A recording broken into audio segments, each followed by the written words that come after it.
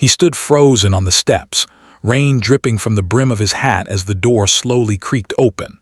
A warm light spilled out, soft and golden, and in its glow stood a little girl, barefoot, hair messy from play, holding a cup of hot cocoa between her tiny hands.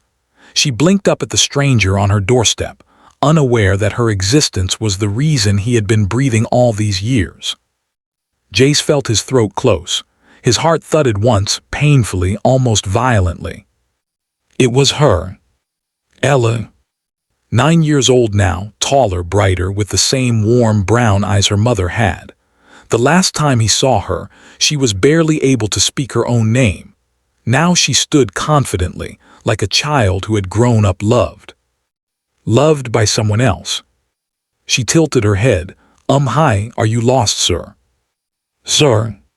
She didn't recognize him. The word sliced through him like a blade, but Jace forced a faint smile. Hi, I think I'm looking for someone.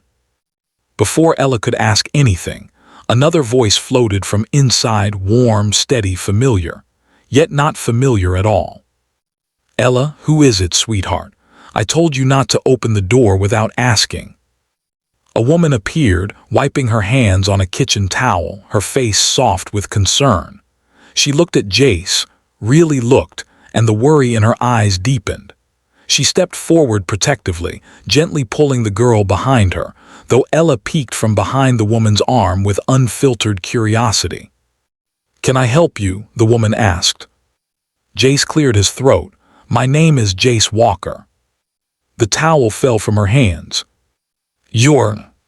Yes, he whispered, Ella's father. Silence stretched, thick enough to choke on.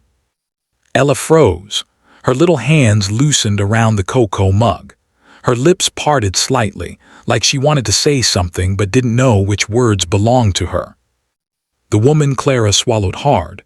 Ella's sweetheart, go inside. But... Inside, baby. Ella reluctantly walked in, but she didn't stop staring at him. Her eyes, his daughter's eyes, held questions, fear, wonder, confusion, and something deeper, something he didn't deserve. The door didn't close. Clara stepped outside onto the porch and wrapped her arms around herself. 9 years, Jace. 9. You didn't write, you didn't call, you didn't even ask if she was alive. I know, he whispered, voice cracking. I know, and I'll never forgive myself for that. Why are you here now? She asked bitterly. Jace looked at his trembling hands. I thought I'd die without seeing her. A breath escaped Clara. Not anger this time, something softer. Ella doesn't know much, she admitted quietly. Just that her dad left when she was little, that he was grieving, that he was lost. I never told her you were a monster. I was, he said, a coward broken. She grew up thinking maybe one day you'd come back. Clara's voice broke. But when she turned 9, she stopped waiting. Jace closed his eyes, grief stabbing him again. I'm not here to take her away or confuse her or cause trouble. He swallowed. I just wanted to see her, one time, from far away. I wasn't even going to knock. But you did knock, Clara said softly. Because I heard her laugh, he whispered. I couldn't stop myself. Clara looked at him for a long moment, really looked, and her expression softened despite herself. Come inside, but don't expect more than a conversation. Jace nodded. When he stepped inside the warm little home, he felt like an intruder in the life he should have helped create. There were drawings taped to the fridge, a Christmas ornament on the table with Ella's name carved into wood, a pair of tiny boots by the door. Ella was sitting on the couch, hugging a pillow to her chest, staring at him with wide eyes. Clara sat beside her. Ella, this is your father. Silence.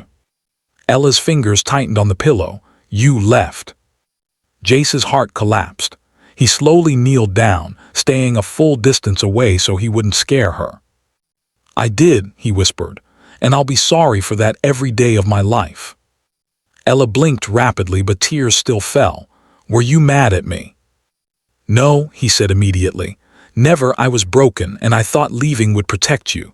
I was wrong, so wrong. Ella sniffed. Mom said you were sad for a long time. I was, Jace said. When your mama died, I fell apart. I didn't know how to be a dad anymore. Ella studied him. Are you still sad? Every day, he admitted. But seeing you, it makes it better. Ella slid off the couch. Slowly, carefully. She approached him with cautious, trembling steps like she was approaching a wild animal. Then she reached out one tiny hand and touched his face. Jace closed his eyes. A tear landed on her palm. Do you want to be my dad again? She whispered. Jace broke completely. If you'll let me, he whispered back. Ella didn't answer with words. She wrapped her arms around his neck and held him like she'd known him all her life. Jace hugged her back, shaking, silently sobbing into her little shoulder. Clara turned away, wiping her own eyes. For the first time in years, he felt whole. Ella pulled back slightly. Can you stay for dinner? Jace looked at Clara. The question wasn't for him, he knew that. Clara hesitated. It was a whole lifetime of hurt to undo, a whole future to decide. Finally, she nodded. Yes, she said quietly, he can stay. Ella beamed, so bright that Jace thought the room lit up from her smile alone. She grabbed his hand. Daddy, I want to show you my drawings. The word hit him so hard he almost fell. She called him Daddy. He followed her to the tiny dining table where she had scattered papers and crayons. Clara stood behind them, arms folded but eyes softening more with each passing minute. For the next hour, he listened to Ella talk about school, friends, her cat, her dreams. It felt like he had stepped into a life he had abandoned, a life that somehow still had room for him. After dinner, when Ella went to brush her teeth, Clara approached him quietly. She's fragile, she whispered. If you disappear again, it will break her in a way she won't heal from. I won't leave, he said, not ever again. Clara searched his face. Whatever she saw made her shoulders relax. When Ella ran back and took his hand, she said, Daddy, will you read me a bedtime story? Jace's breath caught. Of course. He tucked her into bed, smoothing the blankets. She held his hand until her breathing grew slow, steady, peaceful. He watched her sleep, memorizing every detail of the daughter he had lost and found again. Clara stood in the doorway, watching him. You're good with her, she whispered. Jace wiped his eyes. She saved me tonight. Clara hesitated. Maybe we all saved each other. For the first time in a decade, Jace stepped into the night with hope instead of regret. When he turned back toward the house, Clara stood there with her arms wrapped around herself, but she wasn't sending him away. She was waiting. And Ella was sleeping upstairs knowing her father had come home, not perfect, not whole, but willing to try with every piece he had left. Sometimes a whole life can change in a single night. Sometimes a broken man can return to the one place he should never have left. And sometimes a 9-year-old girl can give her father the one word that can heal him. Daddy.